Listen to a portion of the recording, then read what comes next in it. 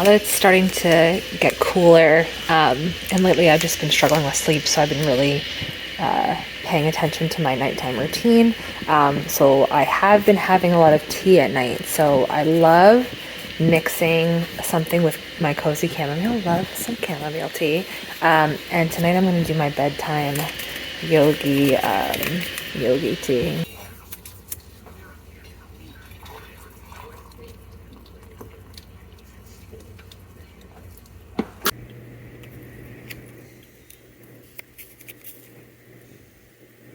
Let your energy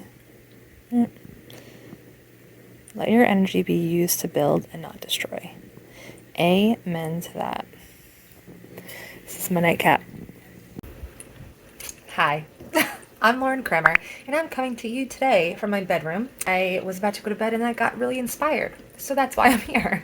It's never too late to just wing it, I have my computer here because I was just writing out some thoughts, and I figured I would bring them to you tonight, just because my life is heavily revolved around healing from cancer and kind of adapting to this new life and figuring out how I want to proceed with the rest of my life. And I know that sounds a little dramatic, but I feel like I have this new opportunity to now. So I figured I would share with you some of the things that have really been working with me.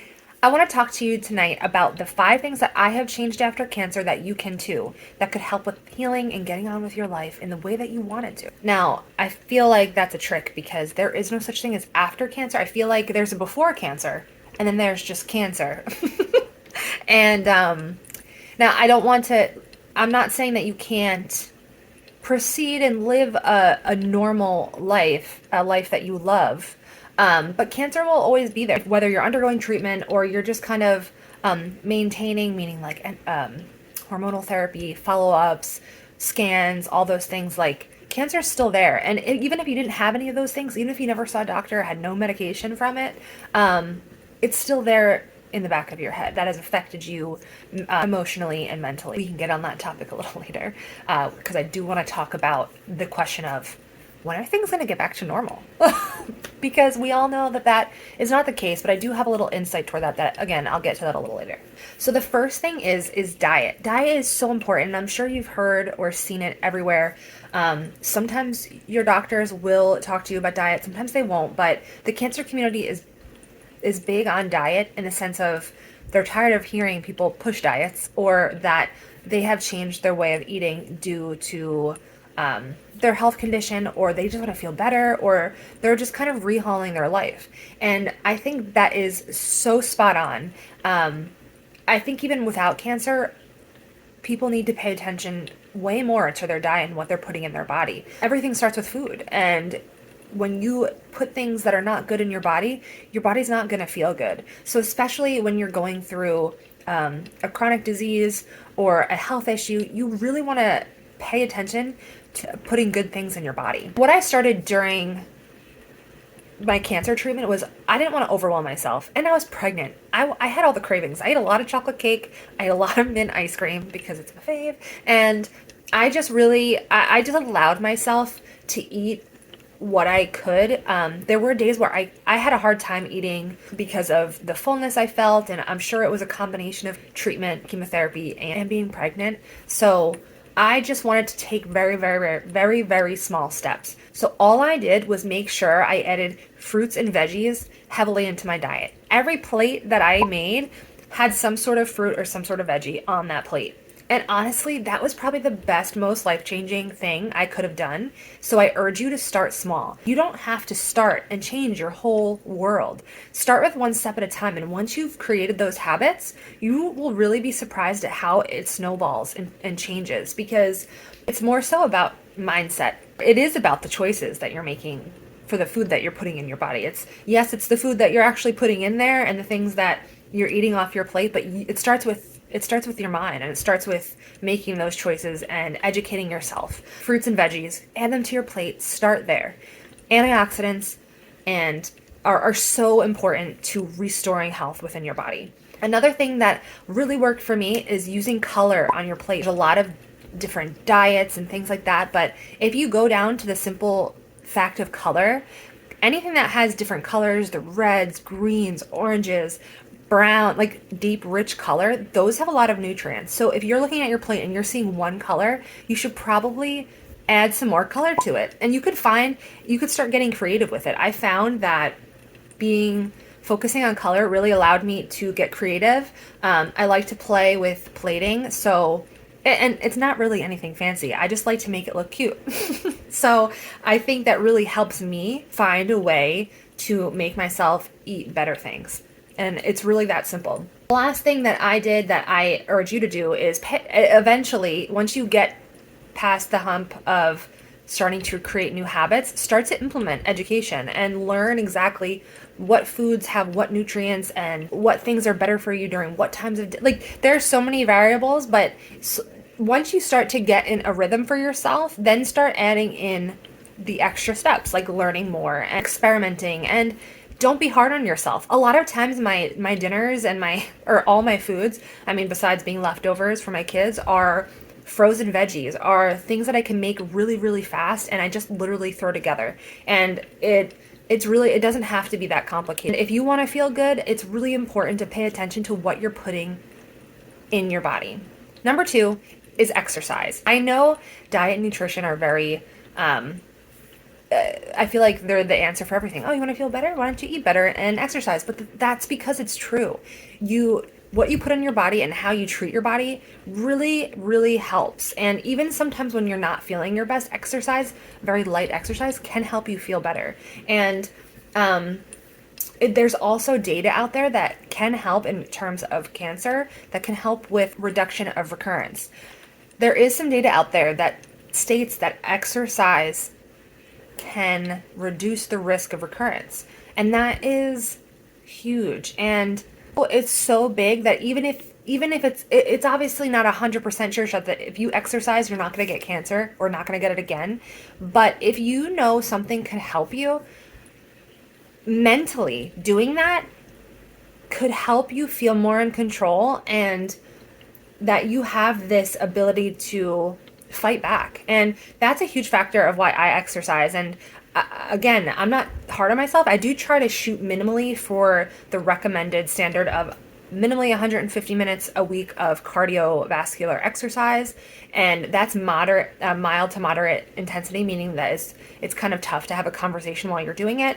And then I think it's like 2 to 3 times of resistance training per week. So if you are paying attention to your diet and exercising, those are 2 things that you are doing that is in your control that makes you feel like cancer didn't steal everything from you. So the mindset that you really want to try to have is doing what you can that makes you feel the best and not overwhelming yourself. And eventually it could lead to other things, but you want to just be gentle on yourself. It doesn't have to be all or nothing. That's my point. You don't have to go balls to the wall and feel like shit every time you work out. You want to feel good. You want the exercise to allow you to feel good. My goal this year for exercise was just to, while I want to meet the minimal requirements, I'm also not pressuring myself. If I don't feel mentally or physically up to it that day, I'm not going to push myself. I will do it on a day that I feel good, and I'll push myself on a day that I feel good. Number 3, I started paying attention to what's going on my body, as well as what's in my environment as well, in regards to toxins and chemicals. And something I forgot to mention with diet is I did start paying much more attention to organic food and what foods I should be eating organic and why. Because there is a lot of chemicals and pesticides that are things that if your body's constantly getting hit, especially with everything else that's in the environment, it's going to have a harder time clearing that out. So that is another thing that I had changed that definitely is something that I recommend you paying attention to. All right, so back to number 3. Number 3 is, again, toxins. We want to pay attention to our environmental toxins and things that we're putting on our body, because our skin is our largest organ and it absorbs everything that we put on it. So we don't want to put things on it that have all these chemicals and things that are irritants and that affects our body. It affects our immune system. It affects everything. Again, these are things that can feel so overwhelming, but if you take small steps, they eventually get to a point where you feel comfortable. It's part of your routine and you could build on that. So the takeaway from everything that I'm saying is just to start small. You don't have to go all in all at once. Because it could be severely overwhelming and it could be a detriment to your health mentally. So again, with paying attention to your environment and toxins and all that, you really just want to start small.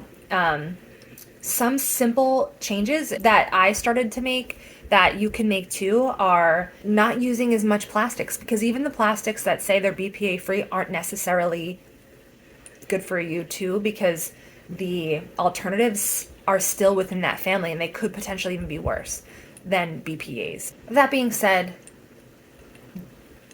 don't overwhelm yourself. It all sounds scary, but it doesn't have to be. Just use plastic, use stainless steel. I save all my glass jars from all the food that I get, and I reuse them. And it's been a huge, easy switch. Deodorant, makeup, toothpaste. Over time, I've used up the products that I've had, and when I needed new ones, I purchased ones that were better for my health. And I'm still kind of figuring out what I want to use. So I still don't have like a well-oiled machine, but I am taking small steps to get to that point where I am paying attention to what is going on my body and what we're using in terms of fragrances and things that we put in on our clothes, which we wear all the time.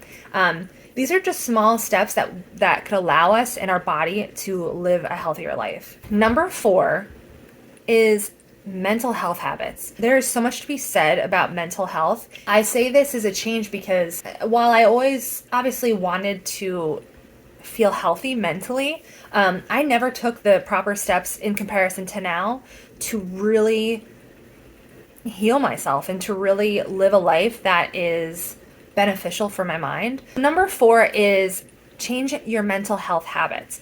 You're not the same person after cancer, no matter what. There's going to be some adjustments needed to be made. Even if you were the most mentally healthy human ever, there's going to be things that you could change and adapt that could propel your healing. Practicing mindfulness,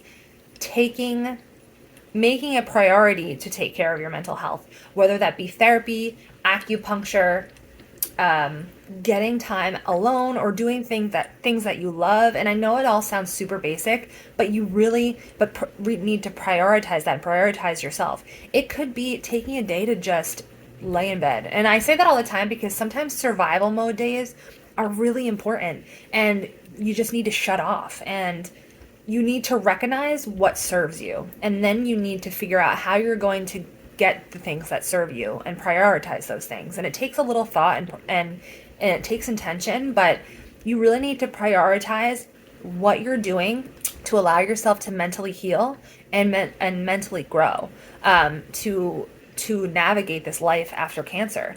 It's not an easy one, and it's not perfect, and you really have to dive deep and figure out how you are going to battle all of the negativity that comes along with it. Sometimes it's easy just to shove everything aside and just kind of like float through life, but it will come back to bite you, and that is the last thing that you want. For me, some things that I have really changed are a lot of my routines, to be honest. Yes, I started therapy. Yes, I'm exercising. Yes, I'm eating right. That all plays into mental health, in my opinion. I've changed my morning habits. I am trying to change my sleep habits and my routine before I go to sleep. I make time for myself and the things that I love. I created more boundaries. I express myself more, and I'm also more vulnerable. And while some of these things are hard, they've also made other parts of my life a lot better. A huge factor is also feeling your feelings and allowing yourself to be sad, angry, frustrated, but not getting upset that you're having these feelings, acknowledging them and working through them. It's not a horrible thing to feel that your situation sucks. Cancer sucks. And it's not, while it sucks to want to cry or sucks to be angry, it's going to happen, but you can't fight it because you're only going to get more angry. I sound like my therapist. I'm only saying this because I feel really approaching my thoughts and feelings this way has really changed the way I am navigating my emotions, and it has been a game changer. The 5th and final thing I'm going to talk about is slow living. And I know in this day and age that it's really hard to do that. when I say slow living, I mean it's okay to just not do things all the time. And we have our obligations and we have our responsibilities. Obviously, we can't avoid it in some situations, but when you can, it's okay to. You don't have to be jam packed with things to do all the time. It is okay to say no. It is okay to not have to take your kids somewhere every day you can. You could stay at home. You could embrace time at home, embrace doing things with your family and doing things that don't require traveling and don't require going out and entertaining people and requiring yourself to really extend your energy. It's okay to stay home, and it's just okay to slow down. And again, it doesn't have to be 100% of the time, but you don't have to feel obligated. If those things you really want to do and it gives you energy, sure, absolutely do it. But I feel like sometimes there's this fear of missing out. If one day you're feeling overwhelmed, see if there's places that you could take a step back. And I think that is monumental in the healing process or in life in general. So those are my 5 things that I have really honed in on after cancer, and made a priority in my life. I've also added in meditation, and I do that really at acupuncture, and I do that before bed. I usually do guided meditation before bed. I'll link the app that I used in the caption, and also I'll link for the toxins. I have apps that I use to check my cosmetic products, and they're really awesome. I'll link those as well if you want to look into it. But anyway, so for some other things that I do for my mental health is I really embrace the routines, like I had said. So at night, I have a diffuser going. I have all of these creams here. I love rose oil to just spray. Like, it feels so good, just, and so relaxing. Part of my, I'm in chemical menopause, so I have a lot of joint pain and sometimes neuropathy. So I really take action on that, and it's part of my night routine. So I feel like an 80-year-old. But I use magnesium oil. I use arnica gel. I have CBD cream. I have some essential oil roller balls, and obviously I'll put it on my skin, but something that I also do is box breathing. There's different ways you could do it, but the way I do it is you breathe in for 4, hold for 7, and let out for 8. I actually got these from the hospital, or the cancer center they work, so they have a whole bunch of different aromatherapy inhalers. I would just breathe in for 4 and then use that while I'm box breathing. And I know it seems like a lot, but I've incorporated it when I was going through chemotherapy and my treatments, and it just kind of fell into this like way of life. And these are actually things that make me feel good. And if it doesn't make you feel good, just don't do it. You want to do things that you like to do. My rollerball. I also got marjoram because marjoram's supposed to be aiding in, that could help with muscle aches and joint pain. So, and it actually smells really good. So I just like it for the smell, and I really embrace all these like relaxing techniques. And I make my own roller balls now. I never bought them, but I've been using coconut oil products on my skin a lot. Not products, I use coconut oil on my skin. I love me some Tiger Balm. If you've never used Tiger Balm, I mean, you have to really get used to the scent. My husband thinks I smell like an old lady when I use it. But it smells good to me, and it also feels really good on my joints. Kind of has that biofreezy feeling, that like cold, hot feeling. My examples of things that I've changed after cancer that I highly recommend taking a look at when you're healing, and just to continue to implement throughout your life to live a happy, peaceful life. So I thank you so much for listening if you are still here. I really just was reflecting on all the things that I've been trying to change, and I just really had the urge to kind of get it out there and kind of express that to you, and I hope that it was insightful for you. It takes a lot of work, and when you're going through cancer, or I say when you're going through cancer because I'm picturing cancer as a whole, in the sense of you're diagnosed, you go through treatment, and then you have to deal with the mental warfare after. So to me, that all is cancer. So when I say that's kind of what I'm referring to. But whether you're going through treatment or you're in the the healing process from your active treatment, it's hard, and you really have to put in the work to battle it. And that's when the fight truly starts. Like, yes, you're forced to be resilient during your treatment. There's just no option. But when things do start to settle down, that's when you really actually have to fight. You have to put in work and effort, and you have to make conscious decisions and changes, and the list goes on, and it takes effort day in, day out. And these are just things that have been healthy changes, and they have worked for me into getting out of that hole that cancer puts you in. And I hope some of these ideas can inspire you, and I hope they could motivate you a little bit to push hard for your healing and really work for it, because it's so important. And your life, you and the life that you lead from here on out, deserve it. There's this saying that I thought of that really stands for how I want to proceed with my life, and I think it really explains my purpose. And that is, live your life for your life. Take a second and think about what kind of life that you want. And it doesn't have to be anything drastic. You don't have to go out and run 17 marathons. You don't have to go, I don't know, change your career. You don't have to do anything big and drastic. But truthfully, what kind of life do you want to live? For me, I want to live a healthy life. I want to be in peace. I want to be emotionally aware, and I want to spend time with my family. And truthfully, I just want to feel health and peace. And from that, I feel like all those other things will fall into place. And so everything that I'm doing needs to be for that. So I'm going to live my life doing the things that will allow my life to be living in health and peace. So when you think about your life, think about the things that you need to do and what you need to live by in order to live the life that you want to live. So live your life, do the things that you think will propel you into the life that you want to live.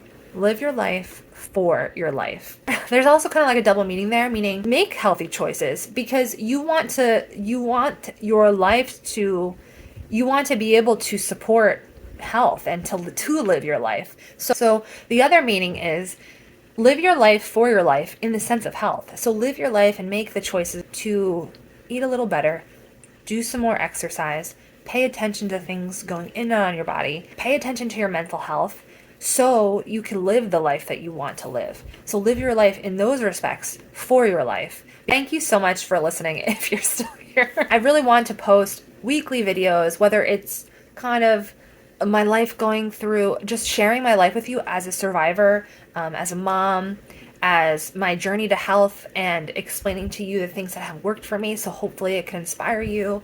Keeping a positive mindset. I want to give back in that way, and I feel extremely pulled in that direction. And I will continue to do my best to do that for you. And please subscribe if you like these videos. Again, I am on Instagram at positively.lore, and reach out to me. I love to connect with other people who are going through similar circumstances, and also that are just on similar journeys and wanting to better themselves in their lives. So reach out if you want. Comment below. I want my channel to be a resource, a place, a community, and I hope that that's what this could be. So thank you. I will see you in the next video.